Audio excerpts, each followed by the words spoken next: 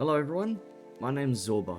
I am currently a Diamond 2 player, and I'm going to be Radiant. Today I'm officially starting the series Zorba to Radiant, and I want you guys to join me. This series is going to show my entire journey to Radiant, where I'm going to show my progression, what I've done to improve, and help you guys improve along with me.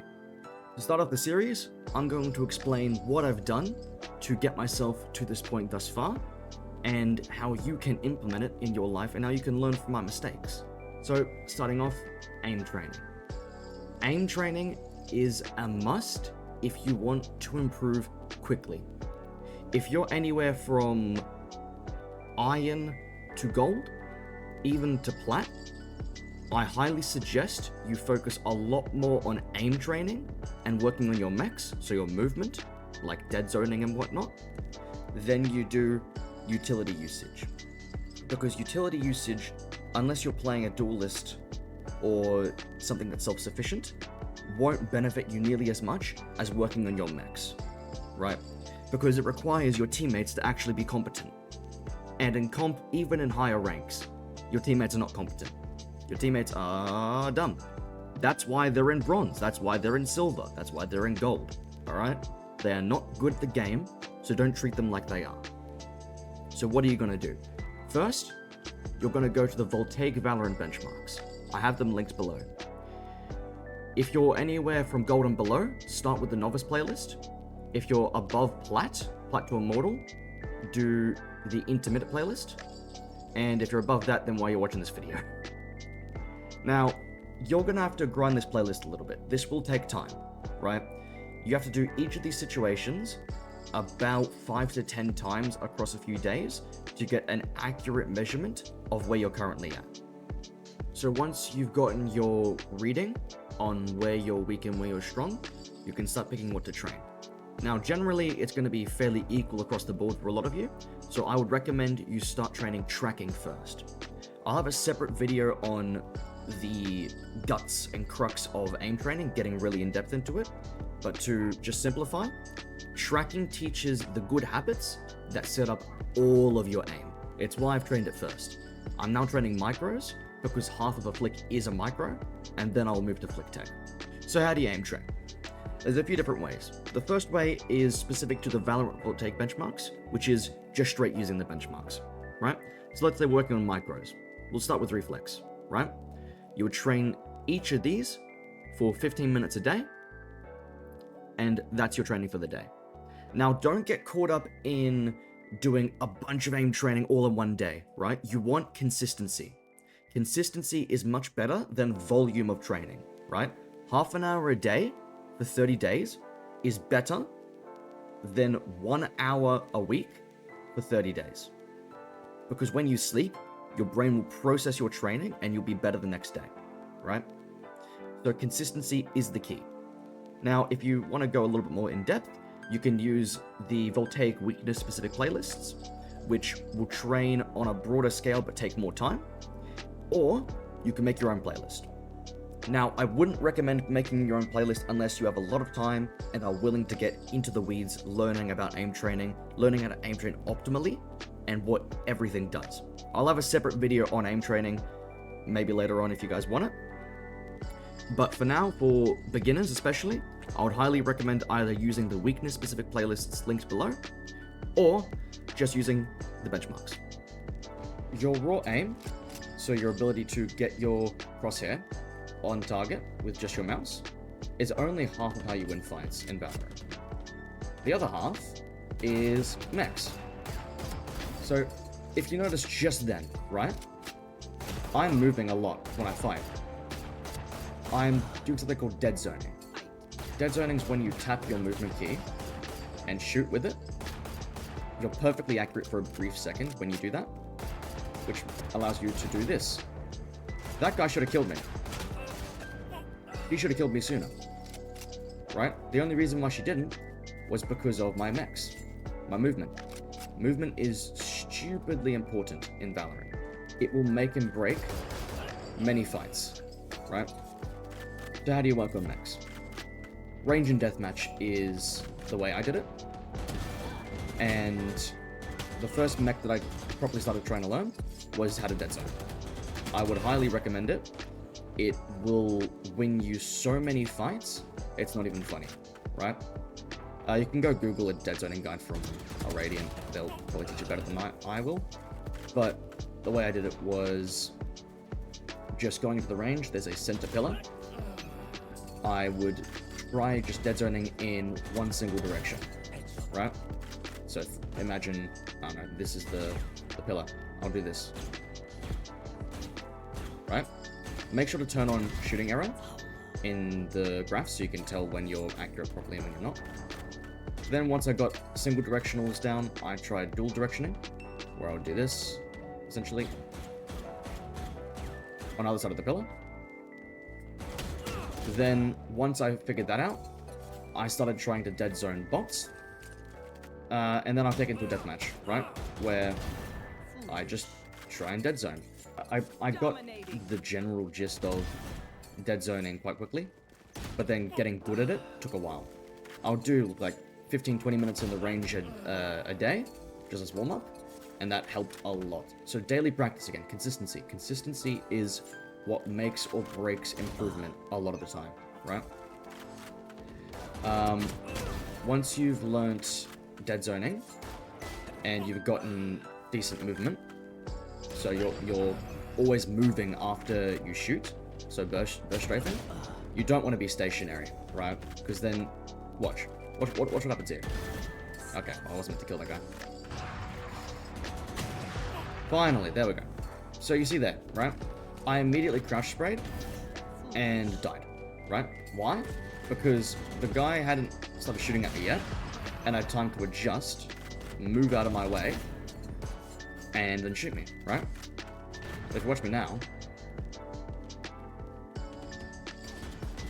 you can see there, I didn't die.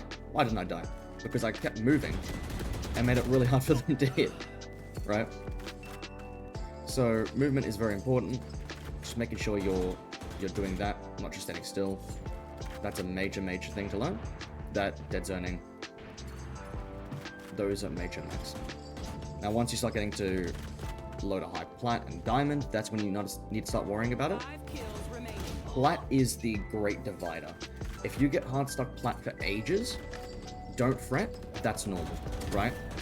But also don't ask one of your higher ranked friends to boost you out of it, right? There's generally a reason why you're hard stuck plat. And if you get one of your friends to just boost you out of it, then what are you learning, right? You're learning nothing. I was stuck in plat for, I think, 3 months. I only hit diamond this act, right? But I knew if I got boosted out of it, I wouldn't figure out what my problem was. My problem was how I take fights, right? My gunfight hygiene. My gunfight hygiene is atrocious. I will take the wrong fights often, and then I will lose because of that, right? So how do you work on your game sense? You work on your game sense a few ways. If you have the time and you're willing to put in that amount of effort, then you can go play in a prim team.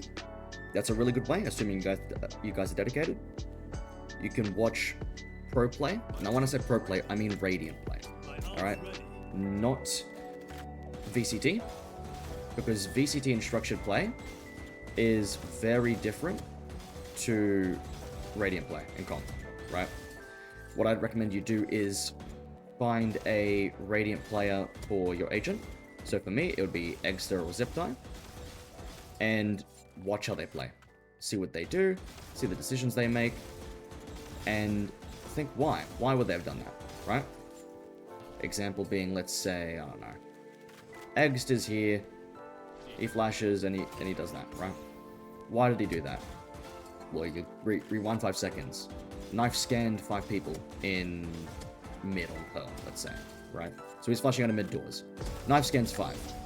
What is he doing? He's trying to get a 1, right? So he flashes, gets 1, goes away. That sort of stuff is what you learn by watching Radiant players.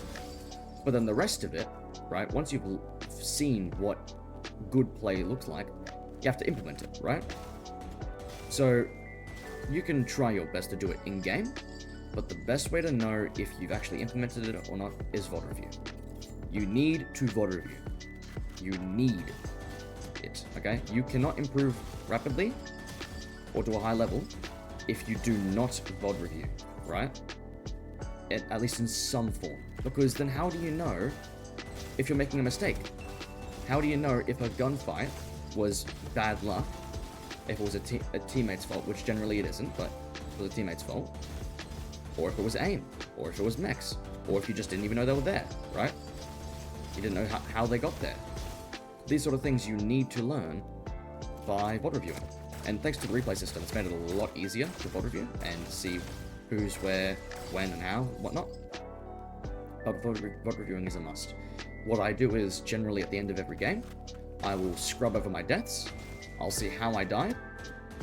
If it's just really bad luck, like I just couldn't kill him and it was an aim thing, not a game sense failure, then I won't pay any mind.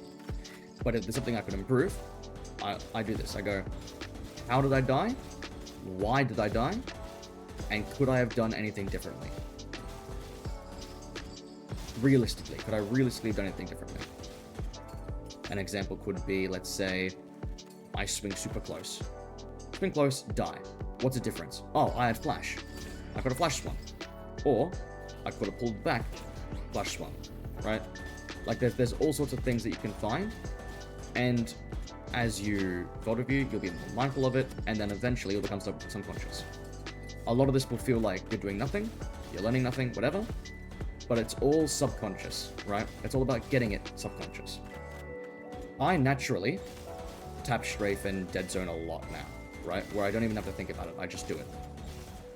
That was not always the case. That took a lot of time, right? So these sort of things is what you'll learn and build. These are the skills you'll build on your climb. And that's how you get to the higher ranks. And that's pretty much it, right? That's the main roadmap to improving. And I know it works because I've gotten here, right? You can argue that, oh, you're already plat 1 because you were previously plat peaked, but I really wasn't, alright? I really wasn't. I was bad at the game. I got boosted, right? So, that is the roadmap to how you improve, and this is of course assuming you want to get to Immortal and Radiant. I'm not going to kid you, alright? This will take time, right? If we looked at my tracker at the start of the video, right? I had, I think, nearly 200 hours this act, right? And that's just in comp. That's not including deathmatch. I think that's not including aim training, definitely, right? The time I was spent trying to improve my game sense offline, right? These sorts of things are invisible, right? And you don't feel them until you do. So, if you're not trying to hit Radiant or high ammo, then you don't need to put nearly as much effort as I am. That's going to be it for this video. I will see you guys in the next one. Stay safe, have fun, and see you guys in Radiant.